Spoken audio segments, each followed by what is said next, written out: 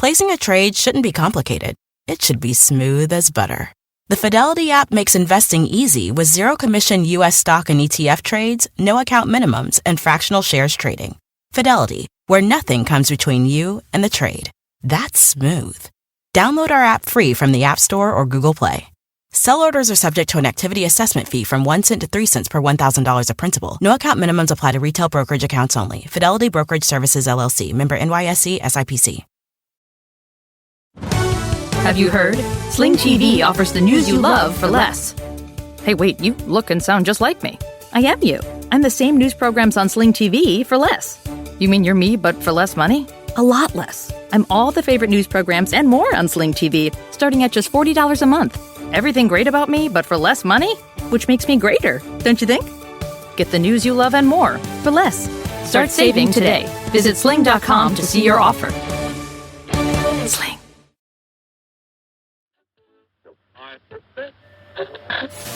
Welcome.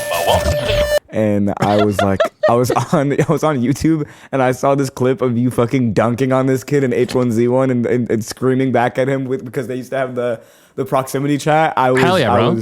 You talking about the fuck you say to me, you little shit moment? Yes. Fuck you say to me, you little shit. Oh my god, dude. Freaking dude. Do people to this day still don't know what sparked that?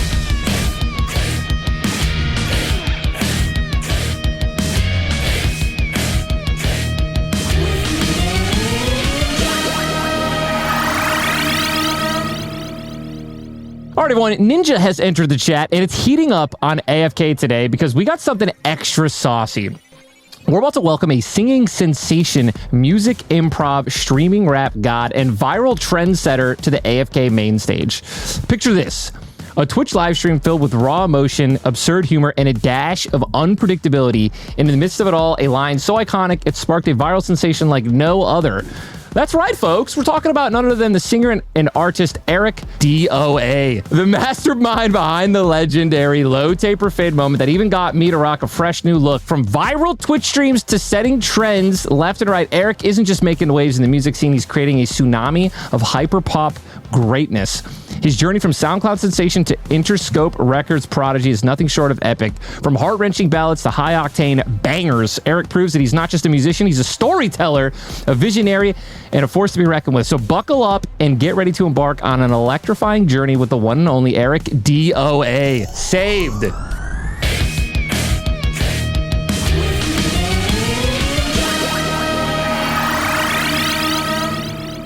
Okay, well, this isn't even on the agenda, but now we just gotta hop right into it, dude. DOA, what does it stand for? DOA comes from an old game I used to play for the Xbox original. It was Dead or Alive. It was a fighting game, and I used to play it literally every day. When I was looking up stuff to, make my name, I was like, damn, dude, I think I just combined my name with this game. Just Dead or Alive. That's freaking sick, dude. Actually, I think I played that, by the way. I think I played Dead or Alive Paradise. I'm looking at that. Yeah, Paradise. Wait, yeah, Dead or Alive Paradise. Dead or Alive 3 is the one that I got it from. Hang on, Dead or Alive. Hang on, I want to look at this up. I want to see if I play this a lot. Dead or Alive 3. Yeah, I think I definitely played this too on Xbox. Mm-hmm. Damn, bro. After the whole meme, the whole blow up, dude, which we'll obviously hop into pretty quickly, but I immediately was like, so the first thing I do when I find an artist that I like, I hear one song, I hear a clip of a song, a verse, whatever it is, like I immediately go to their like on Spotify, click their the name, whatever artist, and just do a massive deep dive, and I'll just binge for 2 hours and just listen to a bunch of songs. I have had these 3 songs. I've had Kickstand, Fantasize, and Sweet Tooth on my playlist. I've been listening to those on repeat for literally the last couple of months, and those are just a few. So obviously blown up for the whole low taper fade moment, but you have over 1 million monthly listeners on Spotify. You're absolutely killing it, dude.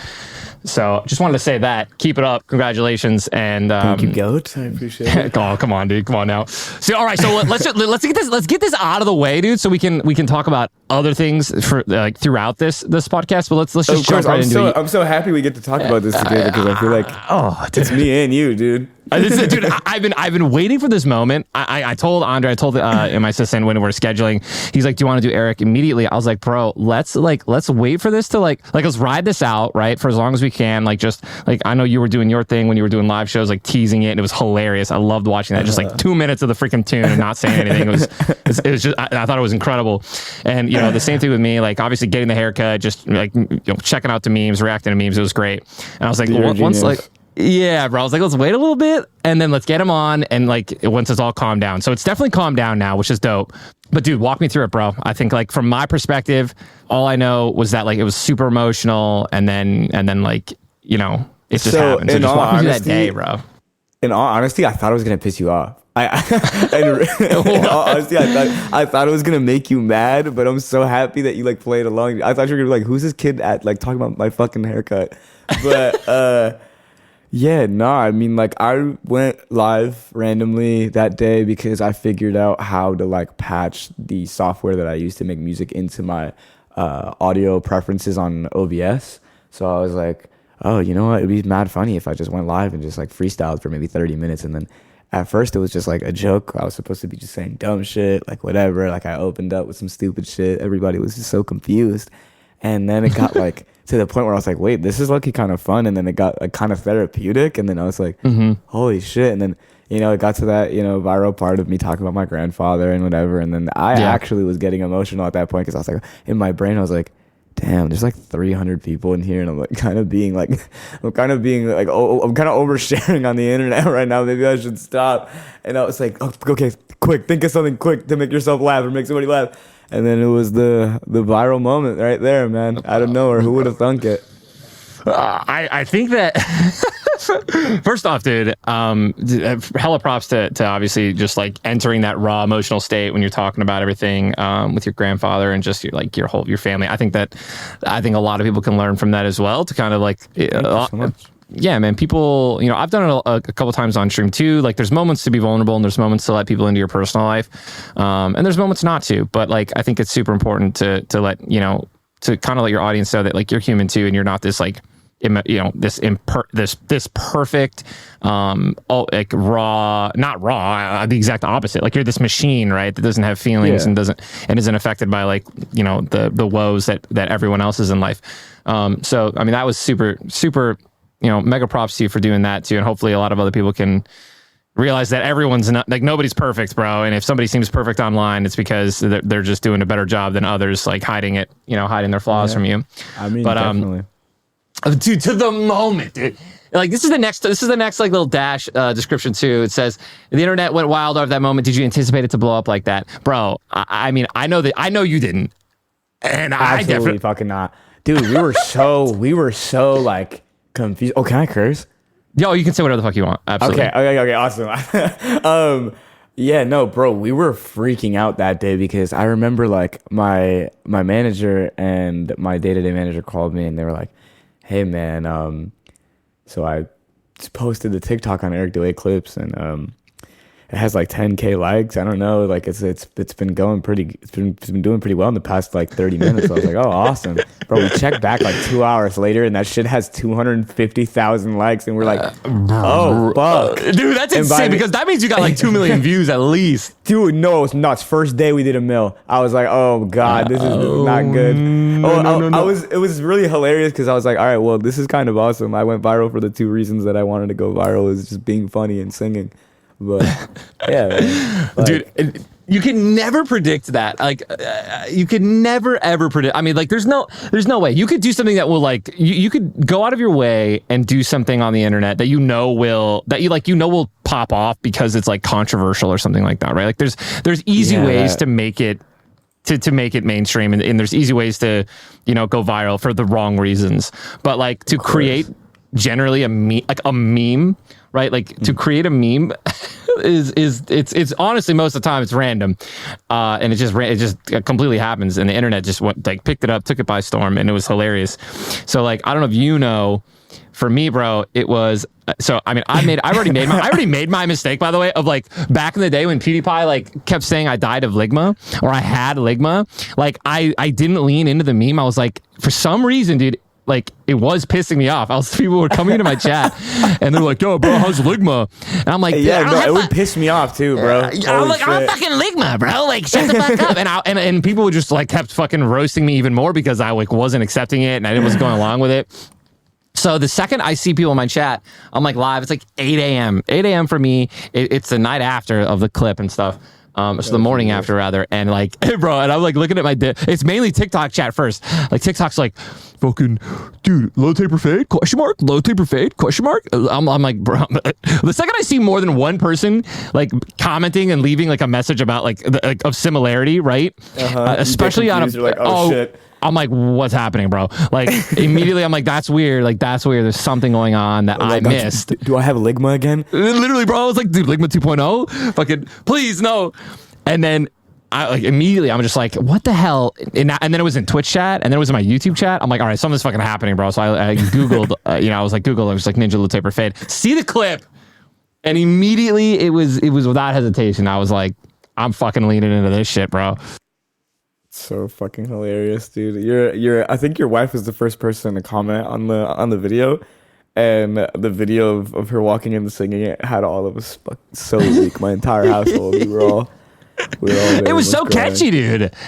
Like it was so catchy. First off, that whole riff was catchy, right? Like the piano and just the whole vibe. So that piano, probably literally the most beautiful thing I've ever found in my life. Yeah.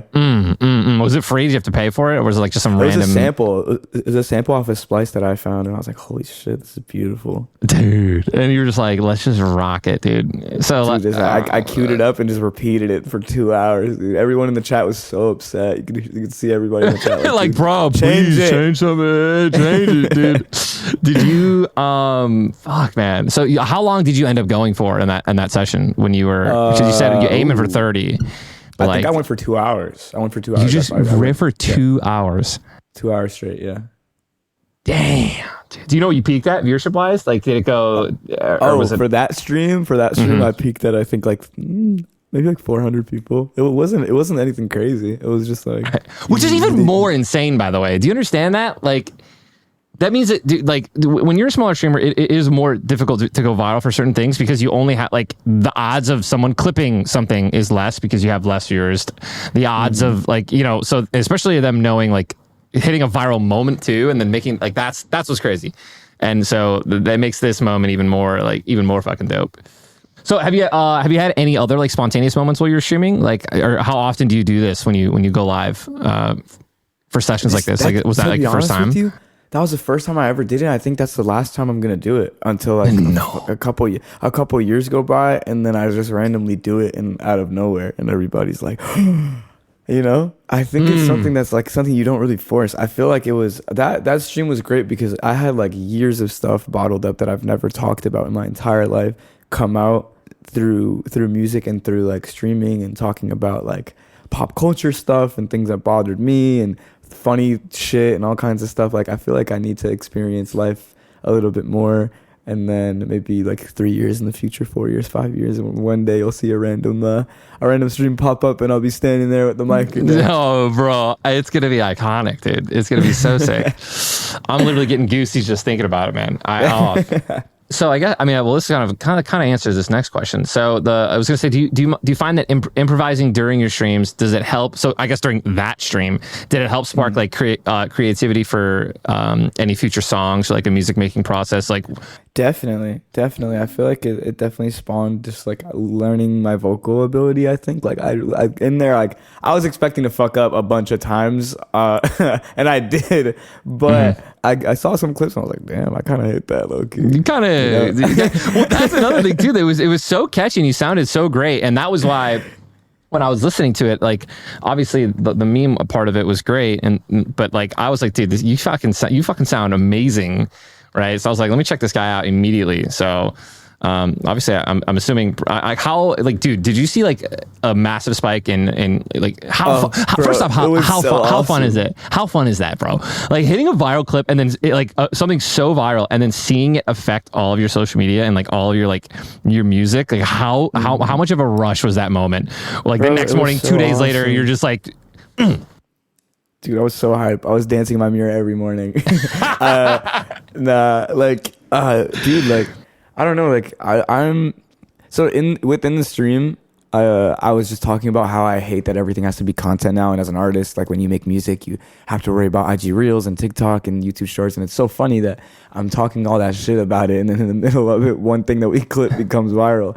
But yeah, man, I was so hyped to see the increases. Like I gained so many new followers and so many new people listening to the music, and it was a wild week for my engagement. But you know, like I think it's really cool, and I honestly like I don't have like a weird thing. I feel like a lot of people get upset when they have viral moments like that, and then they're like, "Oh, I'm gonna be known as the low taper fade guy for the rest of my life." I like people will know me for that, but I think that's kind of awesome. Like I don't know, I feel like if you know me for a moment that was made you laugh at one point, but now you hate it, it's kind of cool. Bro, I can as someone who, dude, I lived through all of that shit. First off, like I started streaming as a Halo guy. Yeah, I feel like you're the best person to talk to about this. Bro, you literally every part of my career, people like put me in that box. Like I honestly don't know how like many other people that, well, actually there are a couple streamers like, but there are very few select that like, dude, I had a Halo section for like 3-4 years of my streaming career, then H1Z1 for like 3-4 years, then PUBG for, you know, a couple years, and then Fortnite, right? And like each time I was in the chat, like, and just in general when I would meet people too, like I was the Halo kid, right? Then I was the H1Z1 kid. I would switch to PUBG. Bro, stick to H1Z1, man. Like, this isn't your game. Then I ended up building a huge viewership in PUBG. Then I was a PUBG kid. Switch to Fortnite. Bro, you're a PUBG kid. Go back to PUBG. Like, then I'm a Fortnite kid. And now, obviously, like, that's when I really blew up. So everyone, or the majority of people know me for Fortnite. But like, dude, I don't care, bro. People say I'm like a Fortnite. I'm like, Fortnite made me, all this shit. It's like, it did, right? Like, cool. Like, I knew that I was a great streamer, and I was already doing well in my own right before all this stuff, like before Fortnite. So like, for people to, you know, I don't give a shit if people think I'm a Fortnite kid and that Fortnite made me. It's like, because, you know, in a way it did, but in a way it also didn't. So I think that you're looking at it perfectly, Eric. Like, you're also doing a great job. I break it down to its final form. Yeah. You know? You literally killed it. When I started watching I started like, you just fucking did, bro. Like I saw you doing like your live performances when you would pop off, and like you're playing into it like just enough, and like you just finished your tour. So now like you like your music is that one moment, that one clip doesn't define you. And obviously, like I said, it sparked me to go and listen to all of your other music, which I found out that I love. So Thank you. And others are going, and, you know, your real fans and others are going to do the same, and not like just, you know, put you in that little box. So, you know, just keep riding with this, and obviously, you know, your next album or single or whatever, it's going to be, I imagine it's also going to be freaking equally dope, and, you know, you just keep moving on from there, bro. Thank you so much, man. I feel like that's a great question to ask you. I feel like now that you like, I mean, if I could ask you questions, but you absolutely can. No, you absolutely can. Yeah, I feel like that's a great question to ask you, because I feel like you've evolved like so much over from like, you know, your years as being, you know, a streamer, and like being in an industry like gaming. Like, I mean, what do you feel is like gonna be your next? Is this something that you want to evolve into, like podcast? Like, I love the fact that you're like displaying the ninja personality now, more than just like being on stream and just playing video games. Like actually talking about stuff you're passionate about, like sports. Yeah. or like hell yeah, dude. Yeah. So we're doing. I mean, like branching out. So for me, I found out like what's best is to branch out a little bit, and then just hyper focus on that, because when I get spread too thin, I find that I lose interest in, you know, in one of the dude, truly, like I just was interested in one of the things. Like right now, like I haven't golfed in like 3 weeks, and I love golf. So like, but like, you know, I was focusing on like my podcast, golf. I'm obviously like, I'm kind of doing this like startup company, and like just like a bunch of shit going on right now. Oh hell yeah, dude! Congratulations, come man. on, That's come awesome. on, baby. Thank you, dude. Let's go. Multifaceted, go. Stop playing with him. Come on. So yeah, dude, it's like, yeah, hyper focus on one or two things, branch out, and, you know, you more often than not, you'll find success. So I appreciate that, you know, you support this, man. I love, I do, dude, like having a good guest like you is, it's super helpful. And we have, you know, I think honestly, I've been super lucky to have an incredible team on the podcast side and on my end, reaching out to just talented and interesting people. So dude, taking an hour out of my day to record something like this with, you know, awesome people is like, it's really amazing. Oh, it's definitely fire, bro. It's just like looking back on everything and seeing how you evolved is so lit. Because I remember when I was like literally in the 8th grade, and I was like, I was on YouTube, and I saw this clip of you fucking dunking on this kid in H1Z1 and screaming back at him because they used to have the proximity chat. Hell yeah, bro. You talking about the fuck you say to me, you little shit moment? Yes. Fuck you say to me, you little shit. Oh my god, dude. Those freaking dude. People to this day still don't know what sparked that, because the viral part of that clip, people cut it's just that audio. It's just that the audio. But the kid called me a maggot with the F word. Yeah, dude. And I was like, and that's what. And then I was like, dude, I'm gonna make an example of this little kid by swearing at him a bunch. Hell yeah, bro. You know, and then, dude, but then he fucking got me, and I was like, "Why?" I was like, "It's called, why aren't you in school?" And he's like, "It's President's Day," and I was just like, "Fuck!" Had a fucking day off, dude. Little rat just got me like that. Oh, bro. Yeah, you've interacted with some creatures, man. They're out there, bro. And you know what's crazy too? They're only getting worse, dude. Yeah, dude, it's bad. All the iPad kids are growing up, dude. You could have been one of them. Thank you so much for saying this. This is a great podcast topic. I'm still, dude. Let's talk about iPad kids, bro. I really could have. I was low. You could have. You're the age. I was born on the where cusp. they could have been throwing iPhones and phones in your face, Mm-hmm. And maybe they did, but look at you, bro. You still down. That's what I'm saying, bro. That's what I did when I was a kid. Me and my brothers. I was banging rocks together, dude. Yes, sir, dude. Kicking rocks. I literally kicked rocks. I did. People tell you to go kick rocks. I've done it. You know what I mean? I remember literally just being so bored with my buddies. You know, we just finished playing Cops and Robbers, Capture the Flag for 5 hours. We have no idea what else to do. And we're just walking around talking about shit, just literally kicking a rock down the street. So you got to miss the time of just childlike wonder and being able to play for 6 hours and just not even thinking about time going by. Dude, first off, so I how old are you? 18, 17, 16, 20? I knew it, bro. 21. I was just fucking with you. 21. I'm fucking with you, bro. So I didn't know your age, but now I do. So as you get older and you're there, it's already happening, right? Dude, time it moves quicker, right? And I think the reason that is so scary, bro. It's actually the most scary, bro. Of all time. It's dude, you have to just live in the moment, number one. Try to as much as you possibly can. But dude, just accepting that it's just gonna keep going by quicker and quicker. It just is. As you get older, you understand time more, if that makes sense. And so I don't know if you remember, bro, but do you remember when you were a kid and you literally were bored? First off, bored, and time just felt like it was crawling. It's 3:00. You feel like you just 2 hours went by. You look at the clock, it's 3:15. That doesn't happen anymore, bro. I'll tell you that right now. That shit doesn't happen anymore. Time flies. The minutes are seconds. It's nuts. It's actually it's the scariest thing of all time. But yeah, and you're 21. I'm 32. It is only going to get worse. I hate to break it to you. So just strap in and strap on, bro. For real, it's time to pick up golf. It is, bro. Golf is lit, and you want to get started as soon as possible. It is so much fun. Definitely, dude. Oof.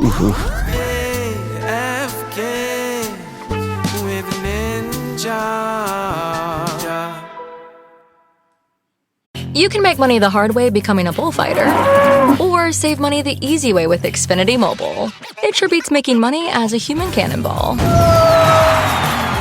Now through March 21st, learn how existing Xfinity customers can get a free line of unlimited intro for a year when they buy one unlimited line. That's hundreds of dollars in savings on your wireless bill. Visit XfinityMobile.com today. Restrictions apply. Xfinity Mobile requires Xfinity Internet. Reduced speeds after 20 gigabytes of usage per line. Data thresholds may vary.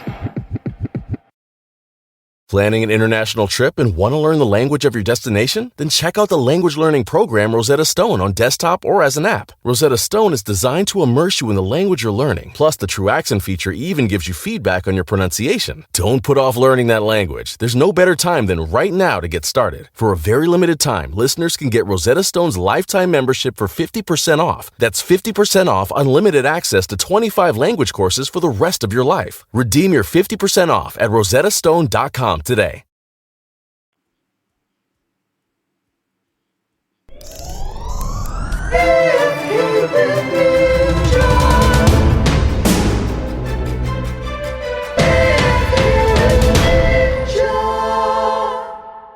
You just finished touring. You obviously had viral hit, low taper fade moment, bro. What's next for you? What's next for like artists in general? Do you think after they tour, like, do you kind of like follow what other artists do in terms of like a creative process? Like, talk to me, bro. Yeah, great question, man. Thank you for asking. It's honestly, I feel like a lot of people think way too much. Like, I feel like it's a situation where a lot of people like to play by like a formula or by like a rule or by like a set schedule of like, okay, I'm going on tour. I made my project. As soon as I get back home, I'm going to give myself a week, and then we go back into doing sessions and making music and planning out an entire album and getting an aesthetic and a rollout and whatever. But mine is just like, yo, I just got home. I'm about to order this empanada. I'm about to play some no build for 6 hours, and then whatever happens in the next couple of weeks, then shit, man. That's what it is. New season can't be bothered, bro. Dude, exactly, bro. I'm so upset because while I was on tour, I couldn't get fucking Peter Griffin and all those goddamn Holiday Inn Wi-Fi's. I was so sad, bro. I couldn't get him. I couldn't do the glitch. I still don't understand how Wi-Fi hasn't stepped up its game in like these random hotels, bro. Like they need to get right or add little PC cafes. Oh, that'd be actually, dude. That's actually genius, dude. You're absolutely right. Like legitimate PC cafes, none of that bullshit. You know what I'm saying? Like none of that like $10 keyboard. You know? Oh hell no! I need that fiber internet. Nice little goddamn. Nice little setup. 100%. Yeah. Dude, I missed it. So hey, bro. Hey, the good news is that this new season and this new battle pass is freaking litty. So, I mean, dude, yeah, just enjoy your time off and enjoy that after this, bro. And just in general, man. Come on, bro. So, dude, where are you about, by the way? Are you in LA or? Yeah. I live in LA. That shit's expensive, man. Are you like living with other people, bro? Yeah, I do. I promise. Okay. I live with 2 other roommates. Yeah, it is really expensive out here. You live in Florida, right? Yeah, so my wife and I, we have 2 homes, one in Illinois, one in Florida, and we've been obviously this is our main home. You're originally from Illinois? Yeah, dude. Born in Michigan and then like moved to Illinois when I was you're little. From the cold, man. I'm used to it, dude. Oh my God. Bro, dude, we fucked up and did the opposite of snowbirding last year, where snowbirds go to where it's warm. We went back to Illinois last year for winter, and it was like -15, -20 for like, a month straight. It was abysmal. It was awful. I don't know what we were thinking. Yeah, nah. Dude, Detroit on the tour for the stop, I couldn't handle that. That was bad. That was really dude. Cool. No. And you know what's funny, dude? I guarantee you we were probably in Detroit roughly around the same time. I think like possibly. I went there for a couple of the playoff games, and then it was freezing when I went there. So I can only imagine that was probably when you were there too. So bad. How was it for when you went to see that Lions game when you were? The Lions game was lit. Yeah, it was lit. It was awesome, bro. We had our NFL moment together. I was the sound. You did the video. It was great. Dude, hell yeah, bro. Great. That was, yeah, bro. And you know what else is crazy to me, dude? Is that shit, bro. I don't actually think we fully fucking talked about how viral this shit went, dude. They're like the Cleveland Cavaliers, the Orlando Magic, there were the Brooklyn Nets, there were teams. No, the Nets were actually freaked me out. That's my favorite basketball team of all time. Bro, and I was like, oh my God. Like, come on, bro. Like, can we let's talk about it. How, like, why the hell were these teams like getting on board with this trend, bro? It's so strange to me. I really didn't understand. Even after the fact, I was like, I don't know what the fuck's happening. I would wake up, swipe my phone, and there'd be another video of people like. I couldn't escape it the first week that it was going crazy because I would open my phone, text calls, TikToks, IG everything. Reels, YouTube Shorts. It was literally everywhere. But I think it's like hilarious now because it's like now it's being considered. It's now been thrown in like the TikTok Riz like category. Like now it's brain rot, which is so insane. It happens, bro.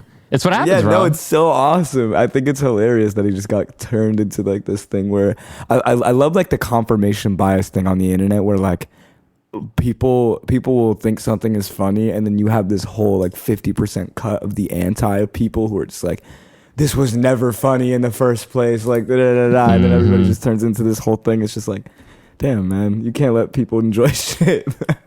For some reason, and it's hard too, dude. Like I kind of find it sometimes too. Like I don't respond to shit anymore on Twitter, like almost ever, because all I think about is after I reply to somebody's thing, like if it's like, an opinion or whatever, I'm just ready, like immediately in my head, because I've been doing this shit for so fucking long. In my head, all I think of is what everyone's gonna say, like about the opposite of what I just said, and then I just delete my post. Like, you know what I mean? Like someone's like, bro, I really think that peanut butter on peanut butter jelly sandwiches, like peanut butter's a little overrated. If I responded and I was like, yeah, bro, I could kind of feel that too, but like you gotta rock with the peanut butter. And then if I reply to that, I'm ready for like 30 billion replies. People just be like, yo, no, fuck you, bro, man. Peanut butter is shit. Of course, of course, Ninja likes peanut butter. Yeah, I knew it, dude. I knew it. Crunchy all the way, bro. This guy's so soft. and so I like delete half my shit, man, because that's just what the internet is nowadays, man. It is kind of hard to have fun. We have way too many people sharing their opinions, dude. I don't want to fuck it. That's why I don't go on Twitter. Twitter is an awful place. I fucking hate it so much. I will not even click on it or interact or even look at anything on there. It is awful. Yeah, bro. Yeah, it's a means to an end. I feel like for most people nowadays, like it's get like, your point across. If you were a person, Ninja, like if you woke up and you like looked at your phone and you were like, you know what, when I wake up, I want to ruin my day immediately, I think the only thing you would do is just open Twitter. I'm gonna go to my mentions, bro, like turn off all my filters and just go to your mentions and then just read, and then you'll ruin your day immediately. It's abysmal, bro. I already get shit talked with filters on, bro. I don't even want to know what would happen if I turned off my filters, I feel bro. like that's like an awesome thing to just like really get your like opinion on, and to like just hear how you've dealt with like having just millions of people being able to perceive you all the time 24/7. Like has it been a battle mentally? Has it been like crazy in the time being that you've been a streamer and been in the entertainment industry? Like is it, I mean, like it's so hard to like for you to even just like talk about it too, because I feel like everybody's gonna be like, oh, look at Ninja being ungrateful for the beautiful rings that he has. It's just like yeah, I don't know, man. I would love to hear your take on that. Yeah, bro. So first off, thank you, man. And also, like, yeah, great question. Like, you're absolutely right. There's no fucking winning. There's just no winning anymore. Like, no matter who you are, like, almost everyone somehow gets canceled at some point or tries to for things that are like completely irrelevant. And like, obviously, sometimes it's justified. But like, for me, I know that it's tough. Like so many people say, like I've been in so much drama, dude, like over my entire career, especially obviously since Fortnite blew up, like that I wasn't even like I didn't even do anything. Like I got dragged into it, like completely dragged into something that had nothing to do with me in the first place. And then my character is like attacked and questioned by people that don't know me, including the person that's like starting the drama too. And it's just like, and like you can't do anything. Like you can't. If I interact and I try to like prove myself, right? Everyone's like, it's the same thing. You get 50% of people like who are gonna sit there and be like, yeah, okay, I see a side, and then you're gonna get the other 50% of people who are gonna be like, fuck you, I don't care, and then there's the other 50%. So we're talking about 150% of people that will never even see your side of the story. Like, dude, I think the worst thing that pisses me off the most is like when somebody like BMs you and fucking like drags your name through the dirt. Like that comment or those clips or like those things will be seen by like 100% more of the people, or like 200% more of the people that will see your name be cleared, right? Yeah. So like literally, so like if somebody starts a rumor about me that I like kick babies, right?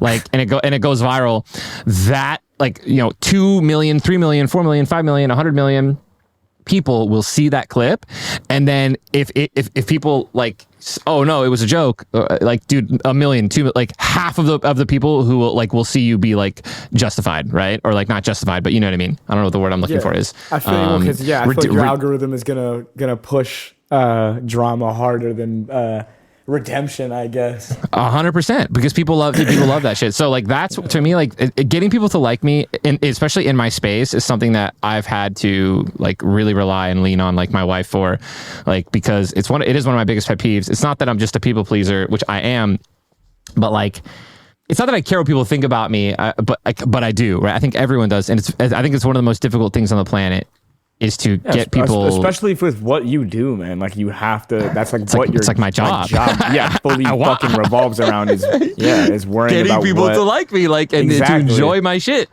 Yeah. So like it's a lot easier said than done when people try to therapize like people who work in entertainment shit and be like, oh man, like you can't worry about people perceiving you or the the perception that they have on you and your characters. It's like, bro, that's literally.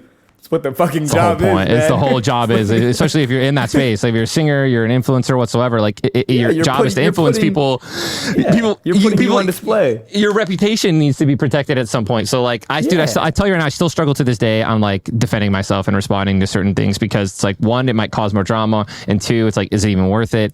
And like, yeah, well, that's the other thing about that shit that boggles my mind is that these will be such like topics of conversation and so heavily regarded by I guess the general population and the masses, and then a week later, no one cares, right. Like no one's talking about it, which is just like so. I don't know, it's so internet-esque to me, bro. It's always been so confusing to me. Yeah, dude, it's the worst. It's even worse now because it turned like, dude, the drama and shit. Unless it's really, really crazy, it just turns over faster, bro. Right, like the good and the bad, right? So if you do something great, like, dude, you're in the news for like a day or two, everyone loves you, and then like you could be, the public enemy number one like a week later. And same thing with bad shit, right? Like sometimes you want chances to redeem yourself and to let people and to like get the actual truth out, but like if like some people just might not even fucking care a week later, right? Like, and that's the kind of shit I'm talking about, right? Like you get your name dragged through the mud. A week later, you're trying to be like, oh, okay, no guys, this is the real story. But like no one even cares anymore at that point. So like damage has been done, doesn't matter. And now no one cares about like, the truth. It's a double-edged sword. It sucks ass. And I guess at the end of the day, dude, like you just have to love and worry about the people who are there with you through all that shit. Right, which is that's so awesome that you have Just As a Rock, dude. That's like so lit. Dude, I would be 6 feet under, probably in a ditch, like heroin needle in my arm. Who knows, right? Like legitimately, dude. Like who knows? Any possibility, any possibility. Dude, you do not know. You do not know. I know for a fact. I don't know where I'd be if I didn't have Jess through all of this from start to finish. Shout out the goddamn. Shout out to the girl, dude. You already know. I fucking love her to death. Good, man. All right, dude. Let's kind of not wrap this up. Let's wrap this around, or kind of turn this around a little bit more about you, man. Come on now. Dude, when you're not making music or streaming, dude, what do you do? What do you do in your free? What do you do in your free time, bro? See, that is a great question again. I've been like trying to like expand my thing more because I don't know about you when you were like getting older and you were like going more into like your adult years and realizing that you don't have that many hobbies besides playing. I realized that I don't have that many hobbies besides playing video games. By the way, that's the only hobby you need. First off, I'll just say that. So I was like, damn, bro, like I need to be a fucking adult. Like I need to go outside and go experience things. So that's been like my my thing right now. Like I think I wanted to like, start like traveling and going to do, more things. I think it's more like pulling the trigger on stuff. So right now I've been reading a lot. I've been, like drawing and shit and just like going for walks, man. Just enjoying, just like being alive and like experiencing life. Just fuck yeah, bro. Yeah. And I want to just double down real quick on the whole, you only need gaming as a hobby. Because it might be this true, but dude, I love that. I think it took me a while too to kind of break out of my shell and start doing things other than gaming. And again, I mean that's goes out to Jess for dude, like before, like when we were dating, dude, like I was, dude, I literally would only eat like pizza rolls and like 2% milk, bro. Oh my God, yes, bro. So my friends put me on, dude. My friends turned me into a real eater. Dude, now I have like pickles, lettuce, mustard, tomatoes, all that shit on like a burger. Yes, bro. Yeah, bro. I used to just have ketchup, dude. Well, Little Yachty like only eats pizza. That's kind of. I'm not joking, bro. Dude, he like eats like pizza and like Skittles and like candy. That can't be good for his GI health, but I don't, bro. He's probably shitting like once every 3 days. I don't even know. But like, I hope he, don't do that. Yeah, definitely not. Definitely not. All right, dude. Yeah, I think I've definitely just been trying to like, find more hobbies, I think, and just like be able to like, I think life experience is the best thing when you're making art, is to just like go out and just experience, especially like just being like so. I was very like chronically online. I guess I know it's a buzzword, but like I was so on the internet as a child and didn't really go out and get to experience like the cool, like I guess like stereotypical like teenage life of like like playing pickup ball with the homies, or like going to parties or doing anything like that, or literally going to college. Like I had none of those like I guess age defining experiences. So I had to have them all in the span of like a couple of years when I was 18, 19, just like out in different states while I was making music and stuff like that. You're still perfect age, by the way, to do all those things, man. Like you can definitely, I feel like touring is very much college-esque life, where like after the show you have some drinks, you're hanging around, you're out and about, like shit, you're 21, you can go to the club, like those. So you're gonna get those. Trust me. Just because you're not in college doesn't mean you're not gonna get those experiences. So just obviously, don't worry about that. I got lucky where when I turned 21, 22, I started dating Jess. She was at a party college. So I actually did get my party in out with. Oh, she dragged you out? That's good. Oh, dude, bro, I was not that guy, dude. Like, holy shit. I was the same dude. Hyper at a party would have been lit. Bro, you don't even. First off, I'm still fucking crazy when I get lit, bro. Like the same fucking shit. But dude, I was nuts, man. I was nuts, dude. I'll never forget, bro. Dude. We just started dating, and like I'm madly in love with this girl. We're at a bar, and we're at a club, fucking basically like a basement club, and I'm like we're hammered at this point. It's like 2 o'clock, 3 o'clock in the morning, and she's like, "Can you go get her some shots?" I was like, "Fuck yeah!"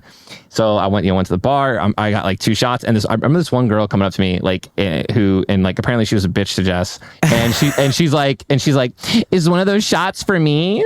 And I literally like after I paid, like turned around, both shots in my hand. I was like, "Nope," and I just like fucking just ghosted her, went right back to Jess, dude. And I was a fucking demon. I was demon, bro. Demon hour, demon. We were getting hammered, bro. Oh my god, bro. Those colleges it was lit. It was like 2 years of that. It was awesome. That's so fucking crazy. Got all that shit out, bro. And I actually have some stories. I don't know if I could ever tell these stories. One day you got it, bro. One day you got it. Just let it go, man. Oh, dude. I mean, bro, I mean, my earliest like crazy experiences, like, and you know what's funny? I'm 32 years old. I almost don't even remember this. Like, you know what I mean? Like, it's not like a major part of my life, but I do. Yeah. That I tell people. I don't really tell anyone this, but like, dude, back in the day, man, like when I was 18, I went to a PGL, an EGL tournament, EGL Halo tournament, which is like European Gaming League. Yeah, bro. Yep. So like, this is when shit was like, it was like, dude, it was like first place was like $1,000. I lost money going to it because I had to fly to Europe and shit. But like, it was a super cool experience. I got to like live with these kids. I got to live with these guys for like a week, and like I remember we won the tournament. It was like a Friday, Saturday, Sunday tournament. We won the tournament on Sunday. I stayed until Friday. Right. So like the next week. So like for 5 days we were staying at this like rich kid's house, just like getting lit literally every day. Like we were talking like we go out. It's my first time drinking too, by the way. 18 legal in London, right? And we would just get hammered, bro. Like 99 pence Jaeger bombs, which is like $1 Jaeger bombs in the club. Oh my god! Out until like so 5, 6 in the morning, bro. That's I know, so dude. Dangerous. We did it for like 5 days straight, and we pass out. We get a shitload of food. We pass out. We wake up at like 2, 3 o'clock in the afternoon and just do it all over again, and like start pre-gaming and just going out. It was nuts. So like that was like I feel like, dude, you can't even. I feel so bad because like you can't like. Especially you, because you have like a situation where like some of your stuff is like you have like a different audience of people, especially like younger people. You can't talk about like the cool times that you've had. Just like I mean, listen, I know that 5-year-olds aren't listening to this, right? So like that, I'm not too worried. There's a time and a place to talk about these stories. Shout out the 1 5-year-old that's probably listening. Bro, dude, no. shout out to the 3-year-old bro that's gonna remember the story 10 years from now when he's 13 and meets me like, bro, remember you got lit in freaking London? It's just like fucking, excuse me. All right, dude. This is actually flying by. We're talking about so much stuff other than what I have in front of me, bro. Let's kind of just. Oh yeah, please. Sorry to get you off track, dude. I'm so sorry. No. I love it. I know, dude. I love this. At the end of the day, bro, this is what it's all about, right? If we talk about nothing that's on the sheet, it doesn't matter. But I do want to get a little bit more of your music. Just real quick, a couple more questions of your music stuff before we hop into the end of the shit. Do talk to me about what are your long-term aspirations in the music industry, and like how do you see your music evolving over time? Like, because I love the style of music you have right now, and I already almost feel like it's one of these things where it's a lot of styles, kind of like mix and match. So I almost just feel like you don't have to change too much too quickly. So like, I don't know, just I talk feel to me, like bro. it's not even something to like. I think just the evolving thing about being an artist is literally just getting older. I think that is like the beauty of just making music as a person and not as just like a character and being attached to one thing is that this music is me. It's like you are listening to periods of my life from 4 or 5 years ago or a couple of months ago. And I feel like, every single time I drop something, you could just tell in the writing and in the production and everything that, there are things changing in my life and there's things that I like now that I didn't, used to like previously, but also things that I, still enjoy or things that I'm being inspired by from a new side of things. And I think it's just like, that's like the beauty of it. And I feel like with the question about like where I would stand in the music industry in the next like decade or however far that I see my history, I think it's just like everyone really has trajectory, and I think we don't really know like the plan of the trajectory or how far it'll go or how far what we do right now is gonna last. But I think all I want is to just stay intentional and true to what I do now, and just like continue just to just provide people with what I love and what I feel is like important to me. And hopefully it's always still going to be art. You're so well spoken. It's crazy, bro. Thank you. I love it. I love that. I love that, bro. And like, for an example, so dude, do you know who Jake Hill is? Jake Hill. Yeah, like, I do Jake know Hill? Jake Hill. Yeah, Bro, yeah. so to what you basically just said, like staying true to yourself, like whatever you're going through is what you're going to be, the type of music you're going to be making. Dude, this guy just came out with an album like a month or two ago, maybe even longer actually. And it was, dude, the entire album is basically like about this breakup, like the entire thing, bro. And it's one of the most petty, amazing albums I've ever like you gotta give it just about like your life, right? Like this dude just went through a breakup. He did a whole album on it. Like the T Swift, bro. Like, it's like a very T Swift moment. I don't know. I like it. I think you'd like it too. But I mean, I guess that's what you're saying. I love that. Like, your music is going to be about what you're experiencing as you get older and as you just evolve. Like, I love that, bro. Fucking, and I'm pumped. I'm pumped, bro. I want you to know do you have a new single? I mean, dude, I don't know if you have shit in the pipeline, right? I know that there's people that have stuff that they're just like sitting on and they release it. Like, if you had to tell us, like, what's coming out next? Is it? Do you have a single that's cooking already, bro, that you're like sitting on, or? I think I just want to sit down and like just make the best shit that I possibly can for everybody that I feel the most confident about. Like, I just want to just lock the fuck in and just like make something that I'm unbelievably proud of, and then just bestow it, go on tour, and then do it all again. I can't wait, bro. While I'm also doing the things that I love, like streaming and like whatever, And I fucking love it, dude. Hell yeah, man.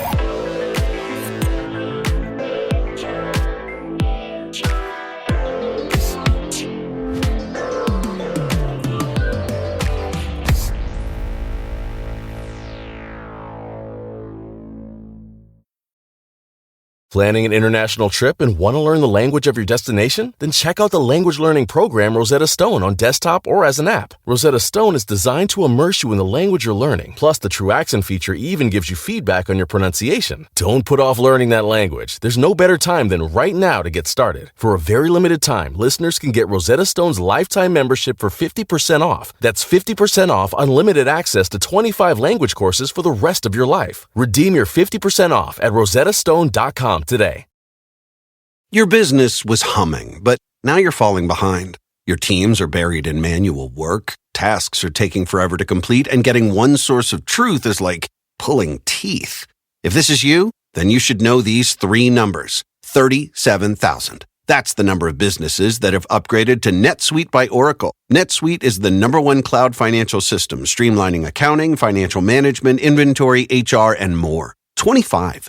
NetSuite turns 25 this year. That's 25 years of helping businesses do more with less, close their books in days, not weeks, and drive down costs. One. Because your business is one of a kind. Get a customized solution for all your key performance indicators in one efficient system with one source of truth. Manage risk, get reliable forecasts, and improve margins. With NetSuite, it's everything you need to grow, all in one place. Get your business back to the greatness where it belongs. Learn more at netsuite.com/podcast25.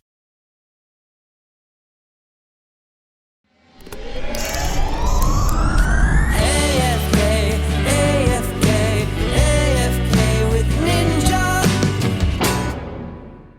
All right, bro. Let's hop in. We're unfortunately I'm running out of time. I had so much fucking fun talking to you, bro. We're gonna get into the final segment of the podcast, bro. Is this or that, followed up by some other questions, and then we're done, skis, bro. Are you ready? I am ready than I'll ever be. All right, so first off, I just want to say, I know that I didn't get a proper low taper fade when I did get my haircut, but to be fair, the lady that cuts my hair, the friend that cuts my hair, has never done a fade in her entire life. She usually was so close, and you could tell her I said this. I'm very proud of her, and she was so close.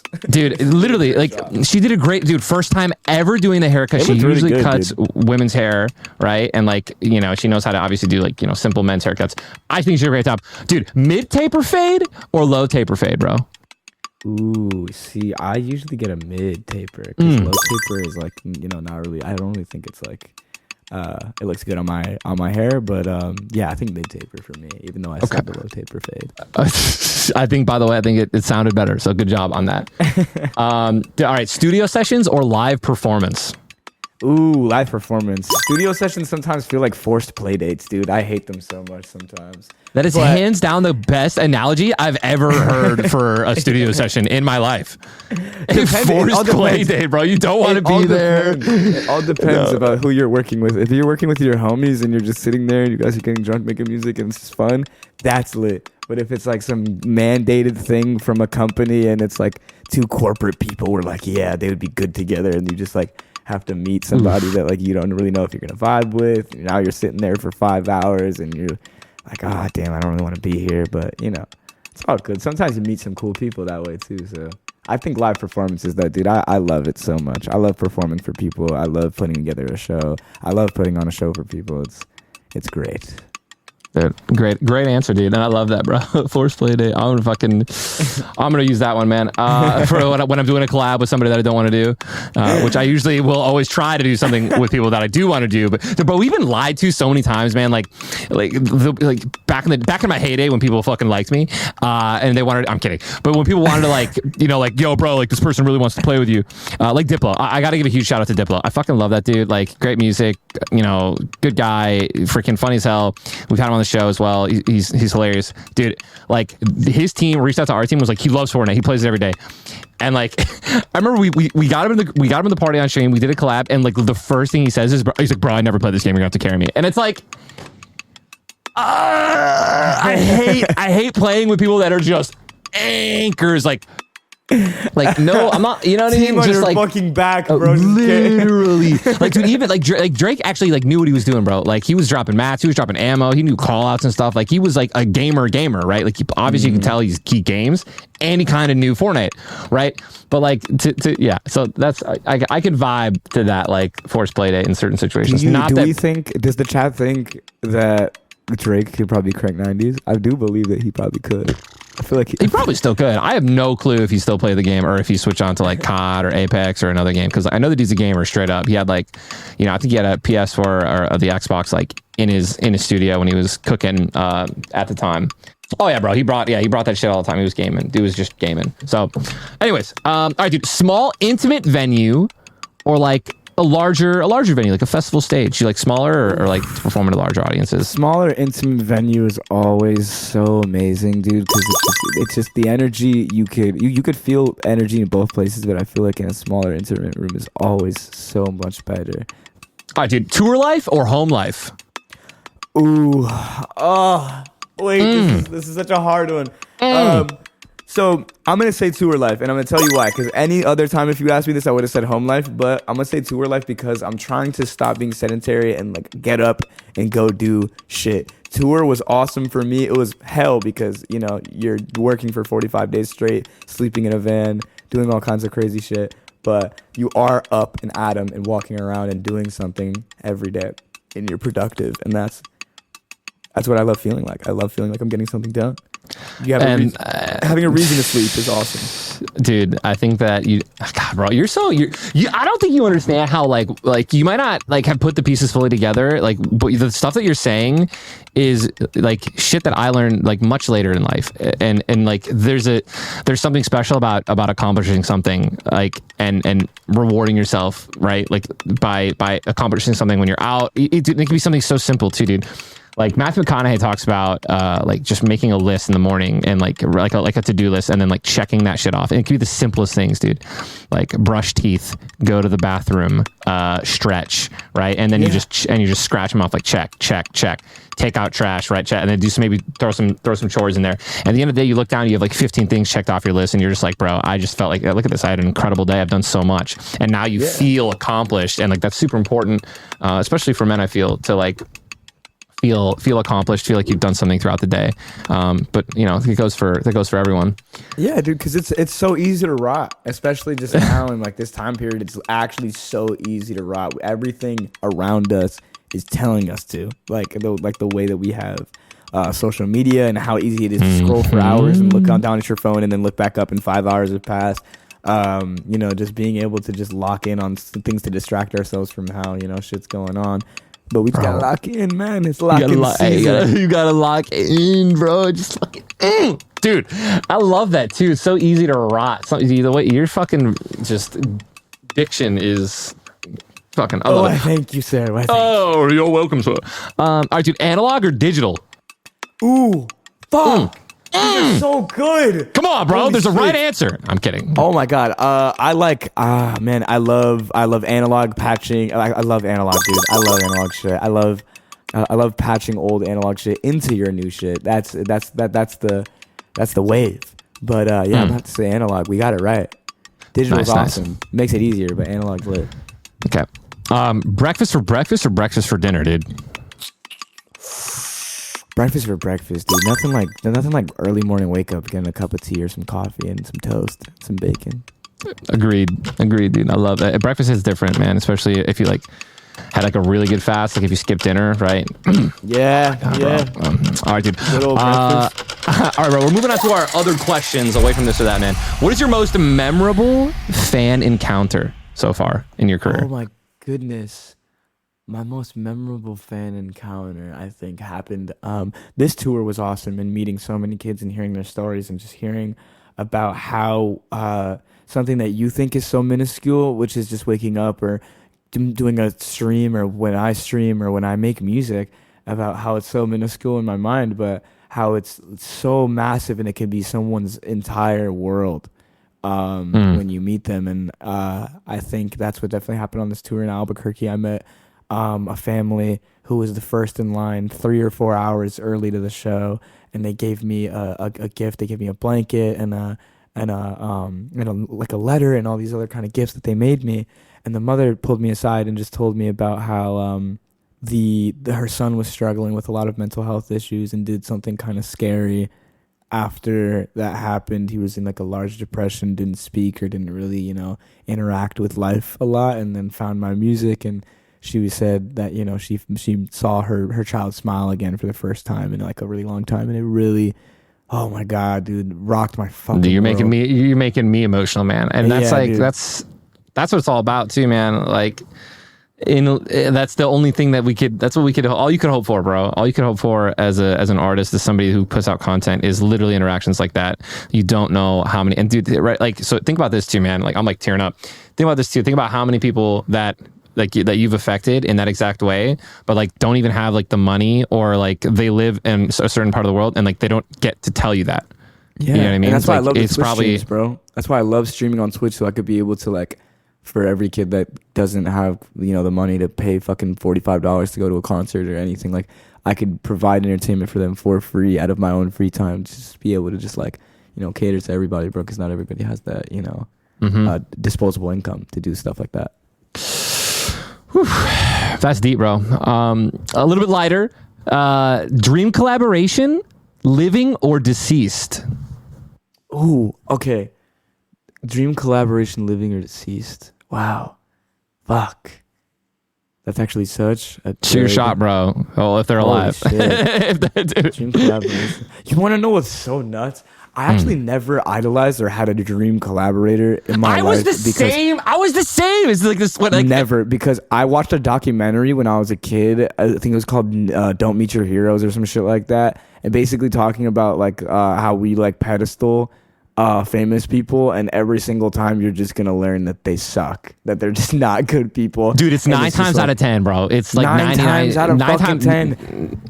It is. Always. So as a kid, I was like, yo, fuck that. I'm never going to idolize a single person in my entire life. I'm not going to, but like it kind of like fucked up the whole like showing love kind of aspect to other people and artists and stuff like that. So now I'm slowly getting into like appreciating a lot of other people's work and stuff like that, and like looking deeper into stuff and like finding out, you know, how this person started creating their art and whatever. But honestly, to be honest with you, like dream collaboration from when I was a fucking kid listening to just like all the pop music on the radio, I think Kesha, dude. I love Kesha so much. That shit would be awesome. Hell yeah, bro.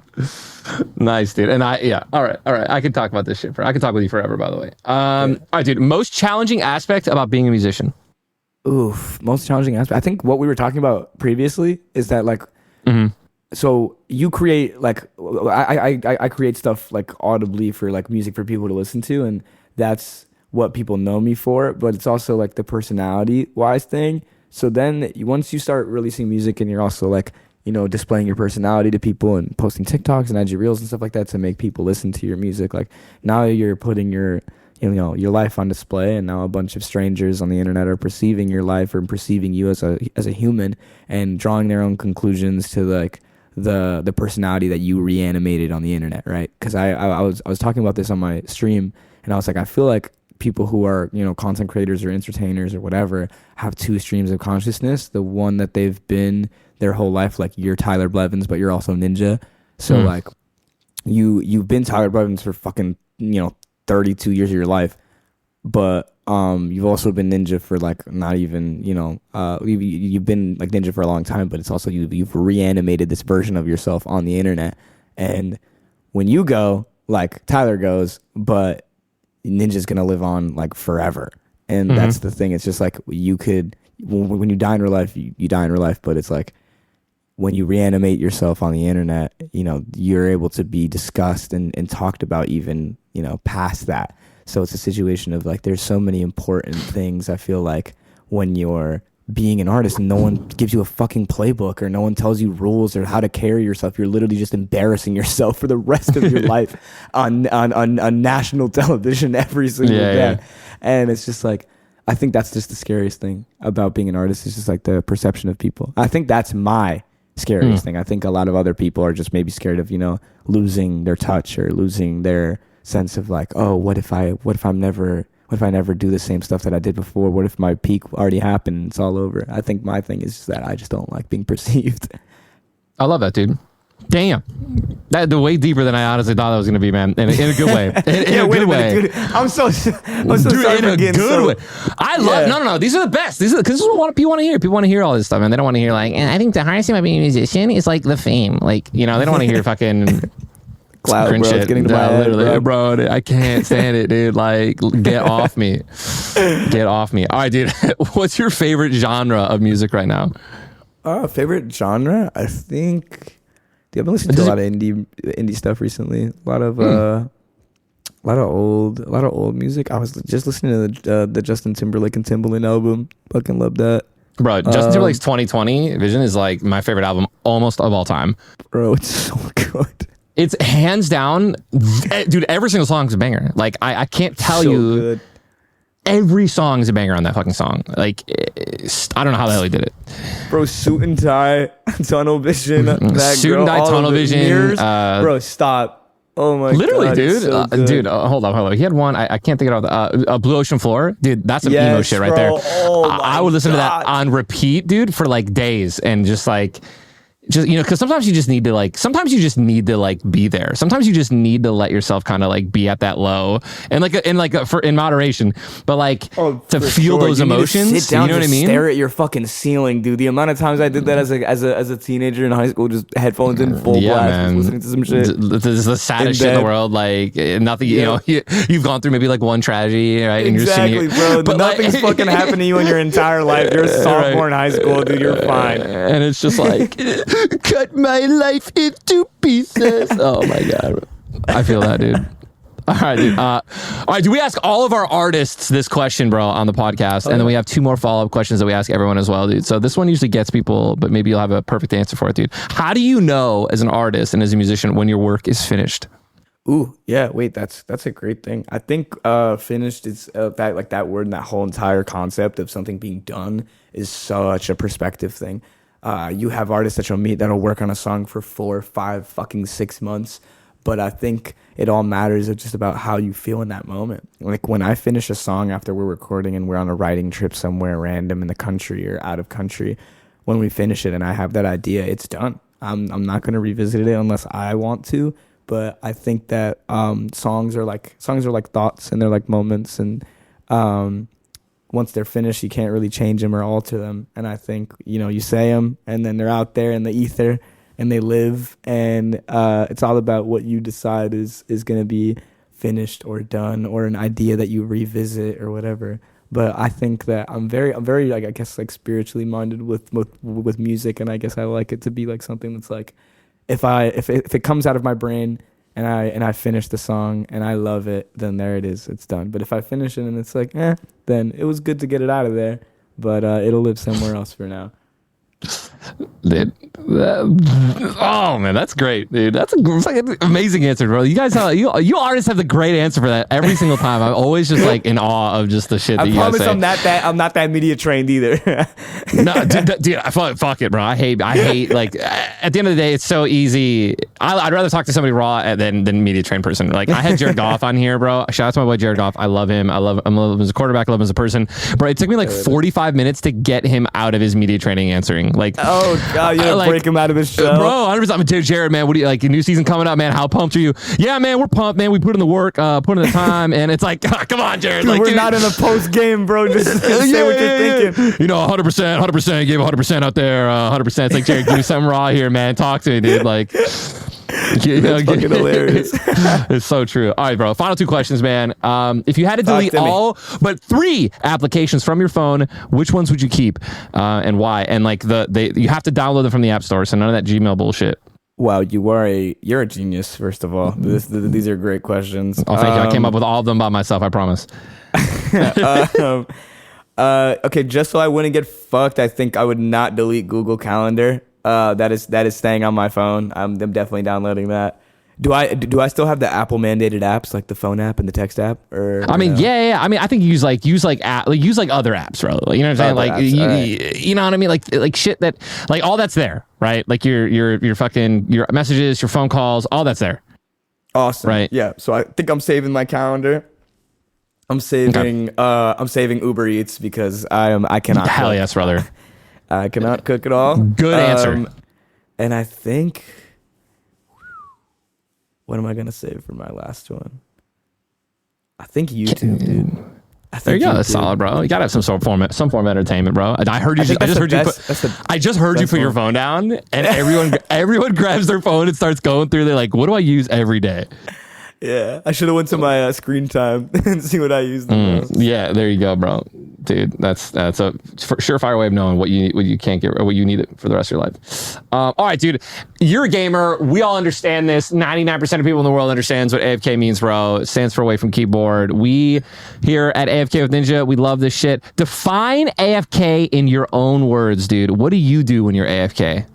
What do I do when I'm AFK? Well, usually what I used to do when I was AFK was probably piss, but I think, man, being AFK is just like what we were talking about again previously, just life experience, man. Going out and actually experiencing what life is beyond the keyboard and the mouse, man. Beyond whatever we're doing in front of us on a screen. I think thank God it's getting cooler to be AFK now, and a lot more people who are playing video games are more excited to go experience stuff with their friends and go to these events, and that's awesome. I think being AFK is just experiencing life as a human and just enjoying what we have in front of us outside. Dude, great dude, EricDOA, not DOA. Am I slam dunking the AFK with Ninja podcast right now? You dunked it, bro. Like I'm gonna say it. Like one of my favorite guests so far. This was awesome, dude. Thank you so much, man. And dude, yeah, thank you for taking the time to be here, bro. Appreciate it. And there you have it, folks. We've reached the end of another epic AFK with Ninja episode. If you've enjoyed the journey thus far, please consider leaving a rating, review, and hitting that follow button. We have a ton of incredible guests coming your way, and I want you to be the first to know when a new episode drops. Until next time, catch you soon. It's AFK with Ninja. Ninja's got a show. It's AFK with Ninja, the best podcast in the world. AFK. Your business was humming, but now you're falling behind. Your teams are buried in manual work. Tasks are taking forever to complete, and getting one source of truth is like pulling teeth.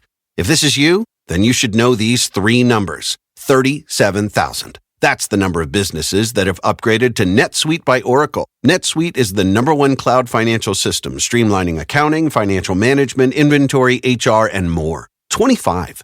NetSuite turns 25 this year. That's 25 years of helping businesses do more with less, close their books in days, not weeks, and drive down costs. 1. Because your business is one of a kind. Get a customized solution for all your key performance indicators in one efficient system with one source of truth. Manage risk, get reliable forecasts, and improve margins. With NetSuite, it's everything you need to grow, all in one place. Get your business back to the greatness where it belongs. Learn more at netsuite.com/podcast25. Shopify is the global commerce platform that helps you sell at every stage of your business. With the internet's best converting checkout, 36% better on average compared to other leading commerce platforms, Shopify helps you turn browsers into buyers. In fact, Shopify powers 10% of all e-commerce in the U.S. Sign up for a $1 per month trial period at shopify.com/podcast-free. All lowercase, shopify.com/podcast-free, shopify.com/podcast-free.